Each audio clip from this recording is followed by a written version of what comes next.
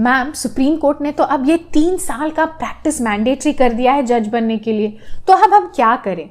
हर जगह से ना बहुत ही नेगेटिविटी है ma'am. I can totally understand and that is why मैं चाहती हूँ कि मैं आपको स्टेप बाय स्टेप बताऊँ कि आपको क्या करना चाहिए एंड आगे जाके जब आप प्रिपरेशन करेंगे तो किस तरीके का एटीट्यूड रखकर आगे बढ़ना चाहिए। तो चलिए एक पॉजिटिव एटीट्यूड के साथ ही स्टार्ट करते हैं हम। फर्स्ट पॉइंट तो ये है कि देखिए यूनिफॉर्मिटी तो आया है।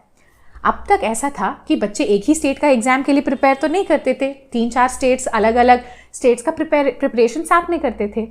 हर स्टेट की अलग एलिजिबिलिटी क्राइटेरिया थी, कहीं पे 3 साल चाहिए, कहीं पे 3 साल नहीं चाहिए, जिसकी वजह से कन्फ्यूजन तो था ही।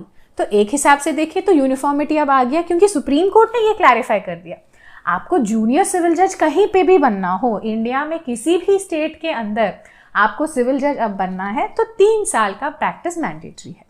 ये तो क्लियर है।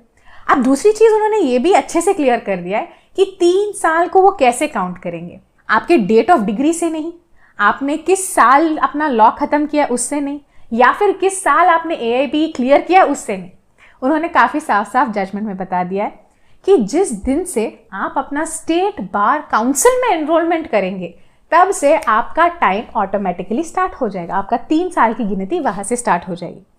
तो ये तो अब काफ़ी इम्पॉर्टेंट चीज़ है कि अभी तक अगर आपने because of what ever reason अपना स्टेट बार काउंसिल में एनरोलमेंट नहीं कराया तो तुरंत क्या करना चाहिए, कल ही जाके सारे डॉक्यूमेंट्स लेके जाइए, स्टेट बार काउंसिल का एनरोलमेंट ख़त्म कीजिए। अच्छी बात यह है कि पिछले साल तक इस स्टेट बार काउंसिल के एनरोलमेंट को लेके भी काफ़ी मुद्दे डिस्कशन में थे।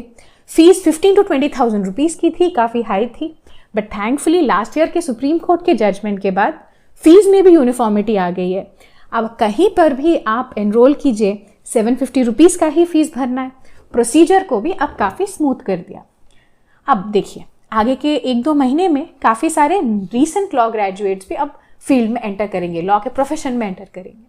उन सब के लिए भी मैं एक एडवाइस देना चाहती हूँ।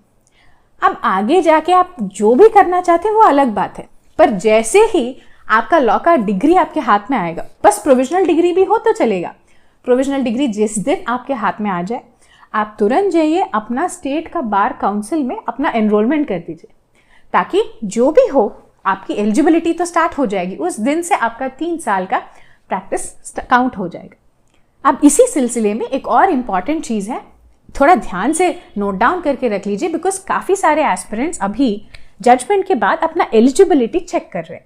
तो एलिजिबिलिटी चेक करते वक्त काफ़ी स्टूडेंट्स थोड़ा कन्फ्यूजन में है कि मैम मेरे पास बार एसोसिएशन का भी मेंबरशिप है, तो बार एसोसिएशन से हम काउंट करें या फिर बार काउंसिल के एनरोलमेंट के डेट से। देखिए अक्सर ऐसा होता है कि पहले लॉ के तुरंत बाद स्टेट बार काउंसिल का एनरोलमेंट ले लेते हैं, फिर उसके 1 या 2 साल बाद बार एसोसिएशन का एनरोलमेंट या मेंबरशिप लेते हैं। अब ये जो सुप्रीम कोर्ट की जजमेंट है उसमें काफ़ी क्लियर है, बार एसोसिएशन से तो कोई लेना देना है नहीं, आपका मेंबरशिप हो नहीं हो कहीं पे भी हो उससे हमें कोई लेना देना है ही नहीं। तो अगर आप बैठ के अपना एलिजिबिलिटी चेक कर रहे हैं तो ध्यान रखें अपना स्टेट बार काउंसिल का एनरोलमेंट डेट से ही काउंटिंग करें, ठीक है। अब मैम मान लेते हैं कि हमारे पास तो है स्टेट बार काउंसिल का एनरोलमेंट है, पर अभी ये जो 3 साल का मिनिमम क्राइटेरिया वो हम मीट नहीं कर रहे, तो अब हम क्या करें। अब अभी 2 मिनट के लिए एक बार सोचिए कि ये इतना बड़ा जजमेंट आने की जरूरत ही क्या थी। ये जजमेंट अगर आप पढ़ते हैं, वैसे काफी सिंपल जजमेंट है, वीडियो के डिस्क्रिप्शन में आपको दे दूंगी, एक बार पढ़ भी लेना, काफी सिंपल जजमेंट है। इसमें कोई इंटरप्रिटेशन ऑफ लॉ नहीं है, कोई लॉ पॉइंट का एनालिसिस नहीं है, कोई ऐसा कुछ नहीं हुआ, पता है। पर ये नतीजे पे फिर कैसे पहुंचे कि 3 साल का तो मिनिमम चाहिए ही चाहिए प्रैक्टिस, क्योंकि सारे ही हाई कोर्ट्स एंड सारे ही स्टेट के गवर्नमेंट्स, पूरा इंडिया के सारे ही high courts and state governments ने बहुत लंबे लंबे एफिडेविट्स फाइल कर दिए हैं सुप्रीम कोर्ट के सामने, और सब एफिडेविट्स में एक ही चीज बता रहे थे कि जो जजेस हैं, जो जूनियर सिविल जजेस हैं, जो डायरेक्ट कॉलेज के बाद प्रैक्टिस मतलब बिना प्रैक्टिस किए जुडिशरी ज्वाइन कर लिए हैं, उनमें प्रैक्टिकल स्किल्स की कमियां हैं, क्योंकि उनको नहीं पता कि day to day administration of courts कैसे होता है, कोर्ट्स चलाते कैसे हैं, काफ़ी कोर्ट प्रोसीजर्स के बारे में उनको कोई अंदाज़ा ही नहीं है, तो वो ठीक से लोअर लेवल पर एडमिनिस्ट्रेशन नहीं कर पा रहे। और देखिए, लोअर लेवल पे काफ़ी चीज़ें ऐसे होते हैं जो एविडेंस के लिए बहुत इंपॉर्टेंट है, तो एविडेंस के रिकॉर्डिंग में वो ठीक से नहीं कर पा रहे। ऐसे करते हुए सारे ही आप मान लीजिए हाई कोर्ट्स और स्टेट गवर्नमेंट्स अपनी दुख भरी कहानी सुना दी। तो इसीलिए सुप्रीम कोर्ट को ये बोलना पड़ा कि अच्छा ऐसी बात है तो पिछले 20 साल में इतने प्रॉब्लम्स हुए हैं, तो हम अब ये आगे होने नहीं देंगे।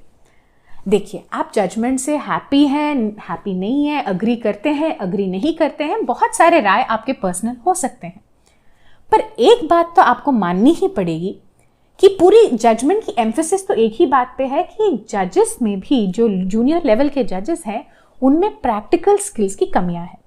तो अगर आप कहते हो कि मैम मैं बहुत ही सीरियस कैंडिडेट हूँ जुडिशरी के लिए, मैं चाहती हूँ कि मैं जुडिशरी एंटर करूँ, एक बहुत अच्छी जज बनूँ, आगे मेरी अच्छे से प्रमोशन हो, मैं हायर लेवल्स पे जाऊँ, तो इन सब के लिए ज़रूरी है कि अभी आप अपने प्रैक्टिकल स्किल्स पे भी फोकस करें। ये जो इंटेंशन है 3 साल का रूल लाने के लिए, उसके पीछे यही है। अब ये इंटेंशन को ना समझते हुए फालतू का टेंशन लेने से तो कोई फायदा ही नहीं है। इनफैक्ट प्रैक्टिकल स्किल्स बढ़ाने के लिए सुप्रीम कोर्ट ने ही एक काफ़ी अच्छा सजेशन दिया है, पता है। उन्होंने कहा है कि अगर आप एज अ लॉ क्लर्क कहीं पे काम करते हैं तो वो वाला पीरियड भी आपके ये 3 साल में काउंट हो जाएगा। And trust me, as a law clerk आप बहुत कुछ सीखते हैं। एज अ लॉ क्लर्क आप एक जज के साथ, जिनका ऑलरेडी 20 या 30 ईयर्स का एक्सपीरियंस है, उनके साथ आप लगभग 1 या 2 साल तक ऑन अ डेली बेसिस वो क्या करते हैं, कैसे फाइल्स पढ़ते हैं, कैसे चीज़ों को समझते हैं, कैसे डिसीजन उनके मन में कैसे वो डिसीजन फॉर्म करते हैं, एंड जो डिसीजन फॉर्म किया है उनको जजमेंट के रूप में कैसे लिखते हैं, ये सब चीज़ें आप बहुत ही नज़दीक से देखकर सीख सकते हैं। तो इसीलिए वहीं पे आपका प्रैक्टिकल ट्रेनिंग हो गया। तो इसीलिए उन्होंने लॉ क्लर्क्स को भी लॉ क्लर्क, अगर आप एज अ लॉ क्लर्क काम करते हैं तो वो वाला ड्यूरेशन को उन्होंने ये 3 साल के पीरियड में इंक्लूड किया। अब एक चीज़ बताऊं जो काफ़ी लोगों को नहीं पता है, काफ़ी लोगों को लगता है कि लॉ क्लर्क सिर्फ supreme court and high courts में होते हैं, पर ये गलत है। काफ़ी सारे ट्राइब्यूनल्स में भी लॉ क्लर्क के ऑप्शंस होते हैं।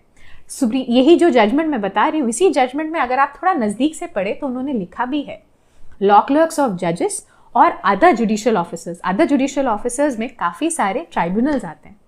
देखिए, काफ़ी लोगों को पता ही नहीं होता है कि ट्राइब्यूनल्स एंड डिस्ट्रिक्ट कोर्ट्स में ऐसी अपॉर्चुनिटीज़ होती हैं, तो जब पता ही नहीं है तो कैसे अप्लाई करें, है ना।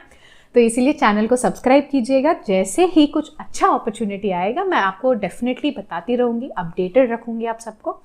जो भी आगे के जुडिशरी के एस्पिरेंट्स हैं उन सब के लिए बहुत ही इंपॉर्टेंट अपडेट्स में लेके आऊँगी।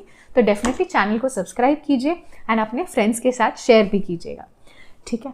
अब देखिए मैम, हमारी जो हालात अभी है ना, जिसमें हम अभी लॉ क्लर्क के लिए ना अप्लाई कर सकते हैं या फिर अप्लाई किया फिर भी नहीं हुआ हमारा, तो अब हम क्या करें। देखिए, उस केस में मैं कहती हूँ आप तुरंत किसी सीनियर के पास एज अ जूनियर ज्वाइन कर लीजिए। अब जब आप एक अच्छा सीनियर ढूंढ रहे हैं तो ये भी बात ध्यान रखें कि उस सीनियर के पास मिनिमम 10 ईयर्स का एक्सपीरियंस हो। ये 10 ईयर्स की एक्सपीरियंस वाली बात काफ़ी इंपॉर्टेंट इसीलिए है क्योंकि जब आप आगे जाके जुडिशरी का फॉर्म भरेंगे तो उसमें आपको minimum 10 years as an advocate जो प्रैक्टिस करते हैं उनसे एक सर्टिफिकेट सॉर्ट ऑफ चाहिए। वो सर्टिफिकेट पे आप कोर्ट ऑफिसर का स्टैंप लेंगे एंड वो अपने एप्लीकेशन के साथ लगाएंगे, तब जाके आपका एलिजिबिलिटी पूरा होगा। तो इसीलिए सजेशन ये रहेगा कि कोई अच्छे सीनियर के पास ज्वाइन कीजिए, प्रैक्टिकल स्किल्स सीखिए, जितना हो सके उतना कोर्ट में अपना टाइम स्पेंड कीजिए ताकि आपको पता चले day to day functioning of the court, registry, drafting, filing, client से बातचीत, ये सब स्किल्स आप पिकअप कर सके। एंड आप में से काफ़ी लोग मुझे पर्सनली कई बार मैसेज करके पूछे हैं कि मैम प्लीज़ आप कुछ कोर्सेज लेके आइए जिससे हमारा एज अ जूनियर एडवोकेट थोड़ा प्रैक्टिकल नॉलेज बढ़े। एंड मैंने उन सबको प्रॉमिस भी किया था एट अ पर्सनल लेवल कि जैसे ही मैं थोड़ा फ्री हो जाऊंगी I am definitely going to create those courses. तो बहुत ही जल्द हम लॉन्च करने वाले हैं civil litigation and criminal litigation के बेसिक्स को कवर करते हुए एक प्रैक्टिकल ओरिएंटेड कोर्स, जिसका मैं काफ़ी कुछ ही दिनों में अनाउंसमेंट भी करूँगी, ठीक है। Now there is something else that is important. काफ़ी स्टूडेंट्स के मन में ये सवाल है, तो इसलिए मैं स्पेसिफिकली इसको एड्रेस भी कर रही हूँ। कई लोग ये पूछते हैं कि मैम अगर if I am working as a junior officer, junior law officer, मेरी शायद बैंक में एज अ लॉ ऑफिसर अभी नौकरी है या फिर PSUs में लॉ ऑफिसर का वैकेंसीज हैं, मैंने अप्लाई किया, मेरा हो गया, या फिर अगर मैं कोई भी इंश्योरेंस कंपनी या सेबी का लॉ ऑफिसर वाले पोस्ट में अभी हूं, तो क्या वो मेरे लिए 3 साल के अंदर काउंट होगा क्या?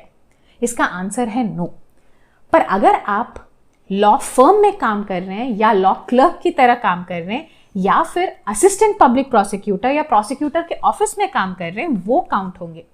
पर अगर आप एम्प्लॉयमेंट की तरह कोई भी पीएसयू या बैंक या इंश्योरेंस की कंपनी या फिर एज अ लीगल ऑफिसर से भी या जो भी अदर रिक्रूटमेंट्स हैं उसमें अगर आपकी सिलेक्शन होती है एंड वहां पे अभी आप वो काम कर रहे हैं, तो अनफॉर्चुनेटली आपका वहां का प्रैक्टिस ये 3 साल में काउंट नहीं होगा। ये प्लीज आप बात ध्यान रखिए। वैसे तो मैंने सोचा कि ये 3 पॉइंट्स बोलूंगी आपको, पर यहां तक आकर अगर मैं एक पॉइंट आपको नहीं बताया ना तो मुझे बहुत डिसैटिस्फैक्शन हो जाएगी।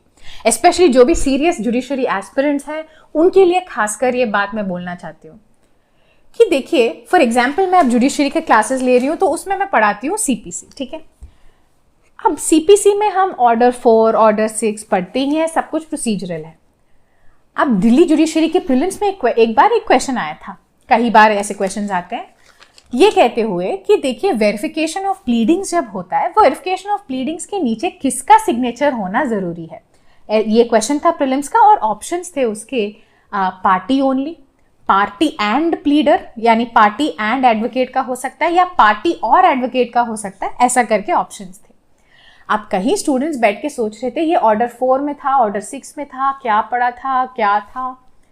पर जितने भी स्टूडेंट्स थोड़ा बहुत प्रैक्टिस करके आए उनको तो फटाफट पता ही है, प्लीडिंग्स यानी प्लेंट या रिटन स्टेटमेंट, प्लेंट फाइल करते वक्त या रिटन स्टेटमेंट फाइल करते वक्त नीचे जब पूरा आपने बात कहानी पूरी लिख दी, नीचे वेरिफिकेशन करके आप लिखते हो और वेरिफिकेशन के नीचे हमेशा पार्टी का ही सिग्नेचर होता है। वेरिफिकेशन के नीचे कभी भी प्लीडर या एडवोकेट का सिग्नेचर नहीं होता, ये तो पता ही है जितने भी लोग प्रैक्टिस करते हैं। तो आप बताइए, क्या जुडिशरी की प्रिपरेशन और आपकी जो प्रैक्टिकल नॉलेज है ये दोनों एकदम अलग है क्या? No, it's integrated. आपका जो जुडिशरी का सिलेबस है, कोई भी स्टेट का जुडिशरी का एग्जाम ले लीजिए, उसमें से more than 60% of the questions आपका प्रोसीजरल लॉ से आते हैं, यानी सीपीसी, सीआरपीसी, एविडेंस एंड जो भी आपका माइनर एक्ट्स भी होते हैं उनका भी काफ़ी हद तक प्रैक्टिस से जुड़ा हुआ क्वेश्चंस आते हैं। अब देखिए, रट भी आप ये सकते हो कि प्लेंट के साथ हमेशा एफिडेविट फाइल करना है। आप रियल में ये सीख भी सकते हो कि अगर आप सिर्फ प्लेंट लेके रजिस्ट्री में जाते हैं फाइल करने के लिए तो एफिडेविट के बिना वो हमेशा डिफेक्ट में ही रहेगा, वो कभी कोर्ट मास्टर एक्सेप्ट करेंगे ही नहीं। तो मैं एंड में यही कहना चाहती हूँ कि जुडिशरी की तैयारी और आपका आपका प्रैक्टिकल नॉलेज और प्रैक्टिस, हर रोज की प्रैक्टिस में आप जो सीखते हैं, ये दोनों अलग अलग नहीं है। दोनों को एक कंबाइंड अप्रोच से देखें, पॉजिटिव एटीट्यूड के साथ आगे चले and I wish you all very best.